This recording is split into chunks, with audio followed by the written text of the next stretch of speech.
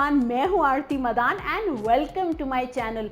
दिवाली के टाइम पे एक रेसिपी जो हर घर में बनाई जाती है वो है शक्कर पारे और नमक पारे।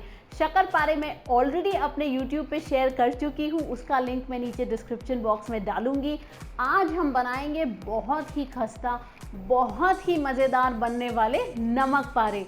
आप मेरी वीडियो को ज़रूर एंड तक देखिए क्योंकि मैं आपको वीडियो के दौरान कुछ ऐसे टिप्स दूंगी जिससे ये आपके नमक पारे बिल्कुल परफेक्ट बाजार जैसे बने। हम लेंगे मैदा, पानी, ये ऑयल मैंने गूंदने के लिए लिया है, फ्राई के लिए अलग से लेंगे, काली मिर्च, नमक और अजवाइन। सबसे पहले एक बर्तन में हम डालेंगे मैदा, ब्लैक पेपर, अजवाइन और सॉल्ट। अगर आपको ब्लैक पेपर नहीं पसंद तो आप वो स्किप कर सकते हैं, बट मुझे इसका टेस्ट हल्का सा थोड़ा जो आता है ब्लैक पेपर का वो बहुत अच्छा लगता है। अब हम इसमें डालेंगे तेल, आप चाहें तो घी का इस्तेमाल भी कर सकते हैं। ये हमें अच्छे से मिक्स करना है, इसका मोहन बनाना है। ये बहुत ज़रूरी है स्टेप, बिकॉज इससे जो आपके नमक पारे बनते हैं वो बहुत ही खस्ता बनते हैं, तो आप इसको स्किप नहीं करिए। आप देखें अब इसका बॉल टाइप स्ट्रक्चर फॉर्म हो रहा है, जिसका मतलब कि हमारा जो ऑयल का क्वांटिटी है वो बिल्कुल परफेक्ट है। अब मैं इसमें डालूंगी पानी। आप थोड़ा थोड़ा करके इसमें पानी डालें और अपने आटे को गूंदें। इस आटे की कंसिस्टेंसी जनरली पूड़ी जैसे होती है, ना तो बहुत हार्ड ना तो बहुत सॉफ्ट। आपका आटा सॉफ्ट हमें इसके लिए बिल्कुल नहीं चाहिए, वरना जो आपके नमक पारे हैं वो खस्ता नहीं बनेंगे। तो इसीलिए आटा आप थोड़ा थोड़ा करके ही ऐड करें। आप देखिए ये अब अच्छे से गूंद गया है। इस पॉइंट पे मैं इसमें डालूंगी 1 चम्मच तेल। ये ऑप्शनल है, अगर आप नहीं चाहते तो स्किप कर सकते हैं, बट मुझे लगता है ये आटे को बहुत अच्छा सॉफ्ट बना देता है। इसके बाद मैं इस आटे को रख दूंगी आधे घंटे के लिए रेस्ट करने के लिए। आप देखिए टेक्सचर आप देख सकते हैं बिल्कुल परफेक्ट आया है। अब आधे घंटे बाद हम अपने आटे को रोल करेंगे और हम इसको 3 हिस्सों में डिवाइड करेंगे। उससे आपको बेलने में थोड़ी आसानी होगी। ये बहुत ही खस्ता नमक पारे बनते हैं, आप इनको ज़रूर बनाएं तो मुझे इंस्टाग्राम पे आरती मदान हैशटैग से टैग करें, वहाँ मुझे फॉलो भी करें। मैं बहुत सारे food related updates, tips and tricks और बिहाइंड द सीन्स वहाँ लगातार डालती हूँ। तो आप देखें इसकी हम लोई बनाएंगे और इसको अब हम बेलेंगे। आप हमेशा ध्यान रखें, शक्कर पारे जो बेलते हैं वो थोड़े मोटे होते हैं और नमक पारे पतले। तो आप बेलन पे भी थोड़ा सा ऑयल लगाएं, चकले पे भी लगा लें और अब हम इसको पतला बेलेंगे। ये बहुत इंपॉर्टेंट है, अगर आप इनको मोटा बेलेंगे तो आपके नमक पारे थोड़े हार्ड बनेंगे। तो हमें हार्ड नहीं, हमें खस्ता चाहिए। मैं आपको कंसिस्टेंसी दिखाऊंगी बेलने के बाद। आप देखें हमें इतना पतला चाहिए। अब आप इसको काटें डायमंड शेप में, स्क्वायर शेप में, लंबे पतले, जैसे आपको पसंद है। मैंने अपने चैनल पे आटे के शक्कर पारे भी बनाए हैं, मैदे के शक्कर पारे भी बनाए हैं, उनका लिंक भी मैं डिस्क्रिप्शन बॉक्स में डालूंगी, आप वो भी ज़रूर चेक करिएगा, वो भी बहुत ही मज़ेदार बनते हैं।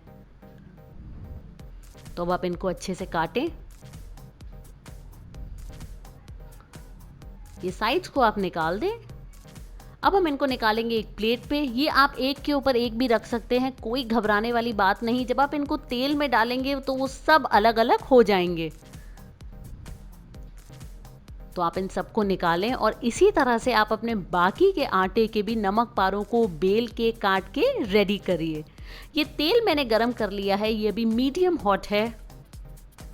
आप देखें मैं आपको फिर से एक बार दिखाऊंगी ये कितना पतला है, तो ये आप ज़रूर ध्यान रखिएगा। अब धीरे धीरे करके हम नमक पारों को डालेंगे तेल के अंदर। गैस की फ्लेम मैंने लो कर दी है। अब आप इसको हिलाएं, आप देखेंगे ये तेल में जाते ही अलग हो जाएंगे।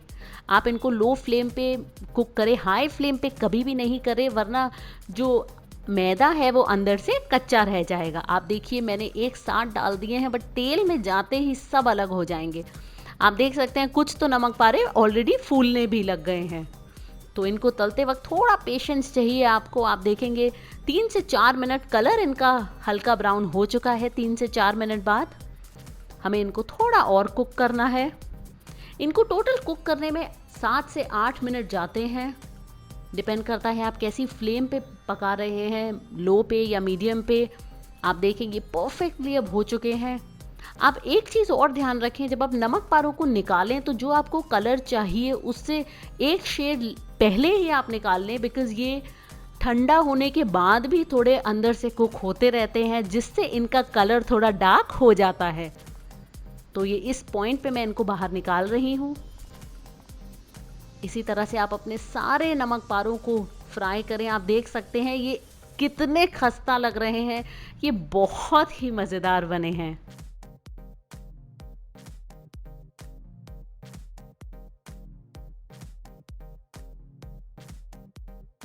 तो अब इस मज़ेदार और झटपट सी रेसिपी के बाद बात करते हैं कुछ और टिप्स के बारे में। नमक पारे का जो डो होता है वो पूरी जैसी कंसिस्टेंसी का होता है, बहुत हार्ड भी नहीं होता, बहुत सॉफ्ट भी नहीं होता। एक स्मूथ डो होना बहुत ज़रूरी है, तो आप उसको 7 से 8 मिनट तक अच्छे से गूंदें।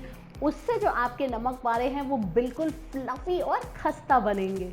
दूसरी चीज़ जो हमेशा आपको ध्यान रखनी चाहिए नमक पारा और शक्कर पारा तलते वक्त, वो ये कि फ्लेम जो है वो आपकी मीडियम से लो रहे। हाई फ्लेम पे आप इसको कभी भी नहीं पकाएं, वरना अंदर से ये आपके कच्चे रह जाएंगे। नमक पारा तलने से पहले जो उसकी थिकनेस होती है, जब आप वो चपाती को जब आप बेलें तो ध्यान रखें वो बहुत मोटी नहीं हो, वरना आपके नमक पारा कड़क बनेंगे। उसकी थिकनेस जैसे मैंने आपको वीडियो के दौरान दिखाई, जब हम चपाती जो हमारी बेलते हैं उससे सिर्फ थोड़ी ही ज़्यादा होती है। तो ये बहुत इंपॉर्टेंट स्टेप है, आप उसको बहुत मोटा नहीं बेलें।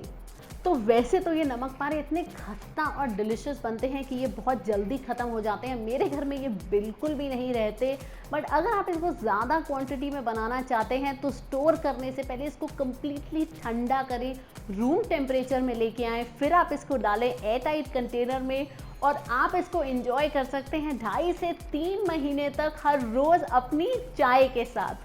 तो अगर आपको आज की रेसिपी पसंद आई है और अगर आप देखना चाहते हैं दिवाली की बहुत सारी और रेसिपीज़, तो मैं प्लेलिस्ट का लिंक यहाँ डालूंगी, आप उसको ज़रूर चेक करें। मेरे चैनल को ज़रूर सब्सक्राइब करें, क्योंकि दिवाली के हफ्ते हम हर रोज़ एक नई वीडियो अपलोड करेंगे।